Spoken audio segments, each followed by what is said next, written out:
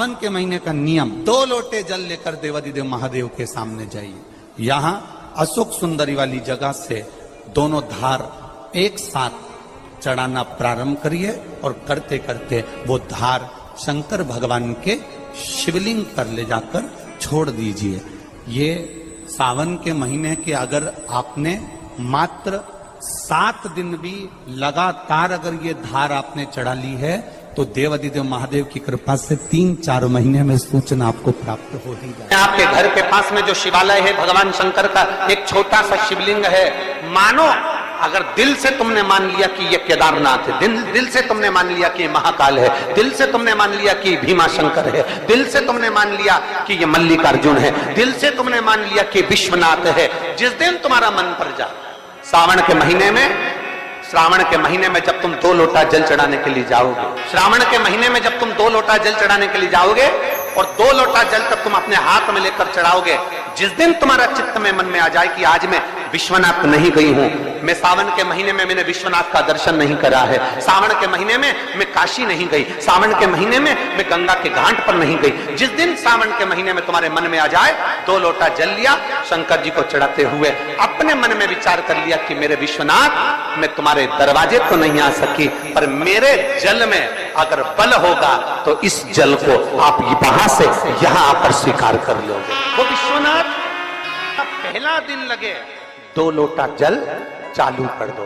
श्रावण के पूरे महीने 2 लोटा जल अपने घर से लेकर जाओ और अपने घर से जब जल लेकर जाओ तो ये विचार कर जाना आज मैं शिव को काशी में, आज मैं शिव को केदार में, आज शिव को अमरनाथ में, आज शिव को भीमा शंकर में, आज शिव को मल्लिकार्जुन में। और फिर निवेदन करूंगा जिस बहन को 19 और 20 साल तक भी औलाद नहीं हुई हो तो कृष्णेश्वर महादेव का नाम लेकर 2 लोटा जल तुम्बकेश्वर महादेव का नाम लेकर चढ़ा कर देखना, सावन के बाद में बाबा संतान जरूर देगा, झोली जरूर। कहीं नहीं जाना, अपने नजदीक में, अपने घर के पास में, अपने मोहल्ले में, अपनी गली में, अपने चौराहे पर, अपने घर के पास में जो शिवालय हो, जो शंकर का मंदिर हो, वहां जाओ 2 लोटा जल समर्पित करो।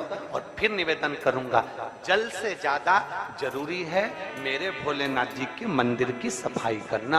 अब कीचड़ चालू हो जाएगा, पानी चालू हो जाएगा, सावन का महीना चालू हो जाएगा, अपने साथ एक कपड़ा लेकर जाओ, बाबा के मंदिर को पूरा साफ कर कर, बाबा के शिवलिंग का स्नान कर कर, बेलपत्र निर्माल्य जितना पड़ा है उसको उठाकर कहीं विसर्जन के लिए किसी नदी तालाब बावड़ी में नहीं, किसी कुएं में नहीं, निर्माल्य तालाब में, नदियों में, बावड़ी में डालने के बाद वो निर्माल्य सड़ता रहता है, नदी नाले का पानी सूखता रहता है, उसमें कीचड़ इकट्ठा हो जाता है। उस निर्माल्य को इकट्ठा करो, गाड़ी में भरो, किसी एक खड्डा खोदकर वहां दबाकर उसकी खाद तैयार करो और बाद में बेलपत्री के वृक्ष के नीचे उसको डालते रहो। पर ध्यान रखना कि निर्माल्य हमें नदी तालाब बावड़ी कुएं में नहीं डालना है, महादेव से कहना नहीं आता। तब हम क्या करें?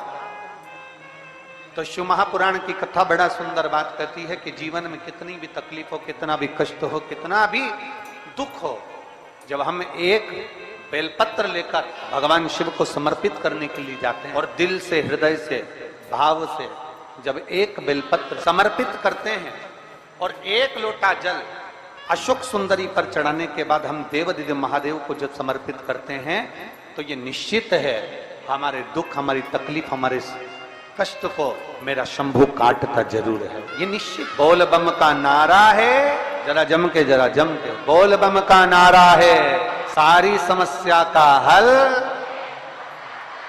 जब हमारे भीतर कोई तकलीफ होती है, हमारे भीतर जब कोई कष्ट होता है, हमारे भीतर जब कोई दर्द होता है, हमारे भीतर जब कोई दुख होता है, तब हम देवादिदेव महादेव को 1 लोटा जल समर्पित कर कर अपने हृदय की बात भगवान शिव से जरूर कर। थोड़ी सी भी विषम परिस्थिति चल रही है, थोड़ा भी तकलीफ चल रही है, थोड़ा भी कष्ट आया है जीवन में, थोड़ा भी दुख, थोड़ी भी तकलीफ, थोड़ा भी दर्द, थोड़ा भी कष्ट अगर आपके जीवन में आया है तो शिव महापुराण की कथा कहती है सबसे पहले भगवान शंकर की शरणागति, भगवान शिव के पास जाए, सबसे पहले भगवान शिव के, और भगवान शंकर के पास जाकर अपने हृदय से, अपने दिल से, अपने मन से, अपने भाव से भगवान शिव को अपने मन की बात देवादिदेव महादेव को कहना प्रारंभ। अपने भीतर जो संशय है, अपने भीतर जो संशय उत्पन्न हुआ है, अपने भीतर जो हम संशय में आए हैं, उस संशय को मिटाने के लिए, अपने भीतर के दुख को, अपने भीतर की तकलीफ को, अपने भीतर के कष्ट को मिटाने के लिए कहीं दूसरी जगह नहीं जाना। महापुराण की कथा कहती है, अगर जीवन में दुख भी आया है, तकलीफ भी आई है, कष्ट भी आया है, पड़ोसी के यहाँ, रिश्तेदारों को, नातेदारों को, कुटुंब को, कबीले को जाकर कहोगे, वो दुख मिटने वाला नहीं, वो संशय समाप्त होने वाला नहीं, वो तकलीफ समाप्त होने वाली नहीं, वो दुख समाप्त होने वाला नहीं। अगर जीवन में अगर तकलीफ आई है, जीवन में अगर कष्ट आया है, तो हमें शिव की शरणागति ग्रहण कर। एक लोटा जल हाथ में लेकर भगवान शिव से अपने दिल की बात, अपने मन की बात भगवान शंकर को जरूर जाकर कर रहे हो, ये आपके ऊपर निर्भर कर। माँ, महात्मा और परमात्मा। एक माँ, दूसरे नंबर पर महात्मा और तीसरे नंबर पर जम के बोलो जरा, अच्छे जम के बोलो, परमात्मा। ये तीन आपको देखते तक नहीं, फिर भी अपना पूरा प्रेम, अपनी पूरी वात्सल्यता, अपनी पूरी करुणा, अपनी पूरी उदारता, ये आपके ऊपर उंडेल देते हैं। कौन कौन?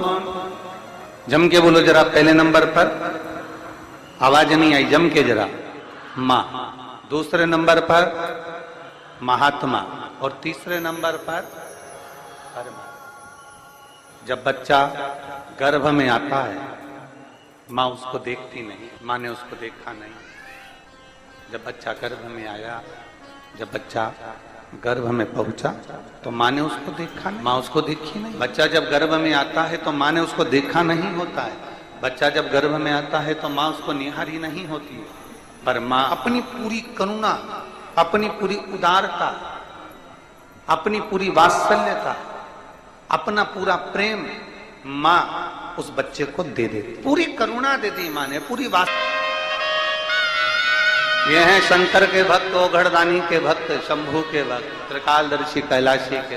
अपने नेत्रों से दर्शन करते रहते हैं। भगवान ब्रह्मा अपने नेत्रों से दर्शन करते रहते हैं, पर शंकर जी के नेत्र बंद रहते हैं, शिव जी के नेत्र बंद रहते हैं। शंकर भगवान समाधि में डूबे रहते हैं, शंकर भगवान समाधि में लीन रहते हैं। तो कई लोग, कई जिनके मुख में जो आता है, जिनके विचारों में जो आता है, वो कह देते हैं कि शंकर जी की आराधना नहीं करना चाहिए, क्योंकि शंकर तो समाधि में डूबे रहते हैं, वो तो देखते ही नहीं है। पर उनको समझाना ये है कि नानू माँ का चरित्र कह रहा है कि नानू माँ के पिता मछली पकड़ने का जाल बनाते हैं और ध्यान नानू माँ पर रहता है। एक पनिहारन पानी को लेकर जाती है, सिर पर हंडे पर हंडा, मटके पर मटका, मटके पर मटका, मटके पर मटका रखती है, चलती जाती है, पड़ोसन से बात करती है, पर ध्यान मटके पर रहता है। एक माँ अपने बच्चे को लेकर बाजार में जाती है, सामान कितना भी खरीदे पर बच्चे पर ध्यान रहता है। एक पिता अपने काम में ध्यान देता रहता है। उसी तरह मेरा ओघड़दानी भले नेत्र बनकर कर समाधि में डूबा हुआ हो,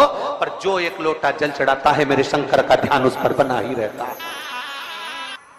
वृक्ष लता से स्नान कराऊंगी, ये अपने भीतर एक संकल्प अपने भीतर लेना है कि श्रावण के महीने में हमें शिव को कैसे रिझाना है। देव अधिदेव महादेव को पकड़ने का जाल इंसान नहीं बना सकता, वो तो शंकर देव अधिदेव महादेव किसी के दिल में आकर बैठ जाते हैं, तो वो हृदय के जाल में शंकर को पकड़कर अपने दिल में बिठा लेता है। शिवाय नमस्ते। दर्शकों, बिमला दुबे भक्ति चैनल में आप सभी का बहुत बहुत स्वागत है। अभिनंदन है। 11 जुलाई से 9 अगस्त तक का सावन में करेंगे उपाय, लक्ष्मी वृद्धि होगी, सभी मनोकामना, सभी इच्छा पूरी होगी, गुरु भगवान जी बता रहे हैं। तो आप लोग जरूर कीजिएगा। जो चैनल में न्यू है, चैनल को सब्सक्राइब करें, लाइक कमेंट जरूर कर दें, बेल आइकन दबाना आप लोग बिल्कुल भी ना भूलें। तो दर्शकों, नेक्स्ट वीडियो में आप सभी से फिर से मिलती हूँ। तब तक के लिए आप सभी को हाथ जोड़कर नमस्कार, प्रणाम।